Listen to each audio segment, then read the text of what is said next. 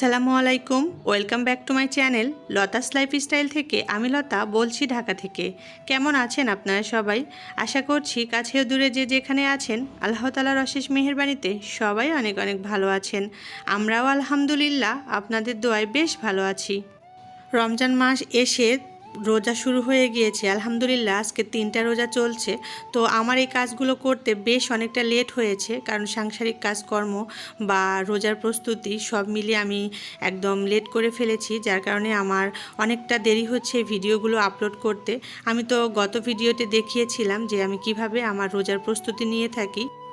এখানে আমি একটার পর একটা সব কিছু একদম গুছিয়ে রেখে দিব, ডিপ ফ্রিজে সংরক্ষণ করব। তাহলে আর ইফতার বানাতে আমার একদমই কষ্ট হবে না, খুব অল্প সময়ে ঝটপট আমি ইফতার তৈরি করে নিতে পারবো। তো এখানে আমি কিছু ফুলকপি ভাপিয়ে পানি ঝরাতে রেখে দিলাম, এটাও আমি ডিপ ফ্রিজে রেখে দিব ফুলকপির চপ বানানোর জন্য। আর এদিকে এই যে কিছু চিকেন আইটেম আমি কেটে নিয়েছি, এগুলোকে কেটে কুটে ক্লিন করে পানি ঝরিয়ে এখন বিভিন্ন শেপ দিয়ে এগুলোকে মেখে একদম রেডি করে রেখে দিব। তাহলে শুধু ইফতার বানানোর আগে বের করে নর্মাল করে আমি ভেজে নিতে পারবো। আমি নর্মালি চিকেনগুলো এইভাবে কেটে সবসময় এইভাবে রেডি করে রেখে দিই, তাহলে আমার খুব সহজ হয়, স্বস্তির নিঃশ্বাস ফেলতে পারি রোজার সময়, বা কাজ করেও অনেকটা আরাম পাই। রমজান মাসে হাতের সময় একদমই কম থাকে, কারণ একদমই টাইম মেনটেন করতে হয় বা টাইম টু টাইম সব কাজ করে নিতে হয়। যার কারণে যদি মুরগি এনে কেটে তারপরে রেডি করে ইফতার বানানো অনেক কষ্টদায়ক। আর এইভাবে যদি একটু কেটে ডিপ ফ্রিজে রাখা যায় তাহলে খুব অল্প সময়ে ঝটপট ইফতার তৈরি করা যায়। আর ইফতারিতে চিকেন আইটেম না থাকলে একদম চলবেই না। আমার মেয়েরা যেহেতু চিকেন খেতে ভীষণ পছন্দ করে, আর বিভিন্ন ধরনের চিকেনের ইফতার ওদের চাই, যার কারণে আমার এই চিকেনের আইটেমগুলো প্রত্যেক রমজানে রাখা লাগে আর কি।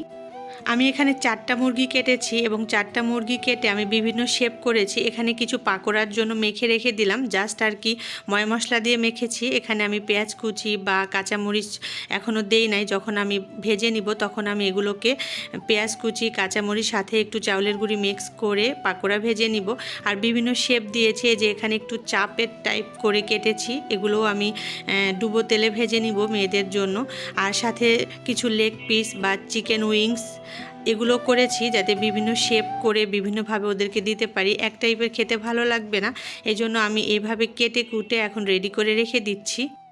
রোজা থেকে হাতের কাজগুলোকে সহজ করতে আমি এই ধরনের প্রসেসিং সবসময় করে থাকি, তো এবারও করে নিলাম। এখানে কিছু ডাল ব্লেন্ডার করে একদম মেখে আমি রেখে দিচ্ছি, তাহলে খুব ঝটপট বের করে আমি ভেজে নিতে পারবো। আর মাখাটাও একটা ঝামেলার ব্যাপার, কারণ মাখতেও সময় লাগে, যার কারণে মেখে রেখে দিলে খুব দ্রুত এটা ভেজে নেওয়াই যায়।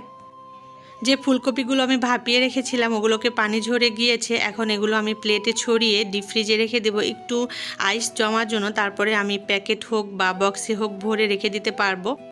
ফুলকপির পাকোড়া খেতে বেশ ভালোই লাগে, বা চপ খেতে।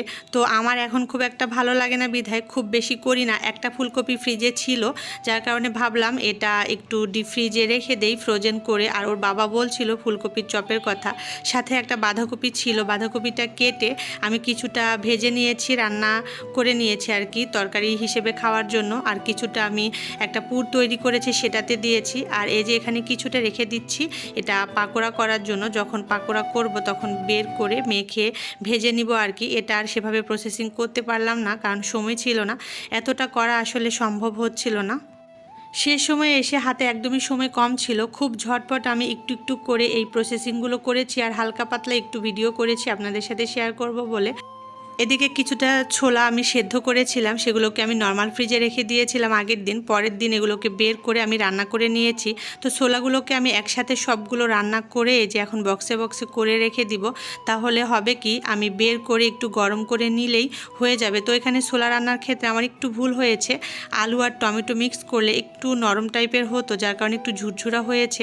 কি আর করা মনে ছিল না। তবে আমার বাসাতে এই আলু আর টমেটো দিয়ে তেমন কেউ খেতেও চায় না, যার কারণে আরোই দেওয়া হয়নি। এই কাজগুলো করার সময় আমার বাসা বা রান্নাঘরের অবস্থা একদমই হযবরল, যার কারণে আর ডিটেলসে আমি শেয়ার করতে পারিনি। যখন যতটুকু পেরেছি ছোট ছোট কিছু ক্লিপস আকারে তুলে নিয়েছি আর কি। এখানে কিছুটা আমি রোল বানিয়েছি, ওই যে বাঁধাকপির পুরের কথা বললাম, বাঁধাকপি, গাজর আর আমি চিকেন দিয়ে একটা পুর তৈরি করে এখানে রোল তৈরি করে নিয়েছি। সেগুলো অফ ক্যামেরায়, সেগুলো আর ভিডিও করা হয়নি। এখানে রোল বানাতে প্রায় আমার অনেকটা সময় লেগেছে, আর ওর বাবাও আমাকে হেল্প করেছে। আমি রুটি বেলে বেলে দিয়েছি আর ও রোলগুলো তৈরি করে দিয়েছে। আসলে লেগে যাচ্ছিল, যার কারণে একটু আটা ছড়িয়ে দিয়েছি, এই কারণে সাদা সাদা হয়ে আছে। সময় না থাকলে যা হয়, অল্প সময়ের মধ্যে আমি ঝটপট এগুলোকে করে নিয়েছি। সাথে কিছু মোমো তৈরি করেছি আর পুলি পিঠার মতো শেপ দিয়ে কিছুটা বানিয়েছি, মানে এক পুরেই 3 রকম আইটেম তৈরি করে নিয়েছি আমি।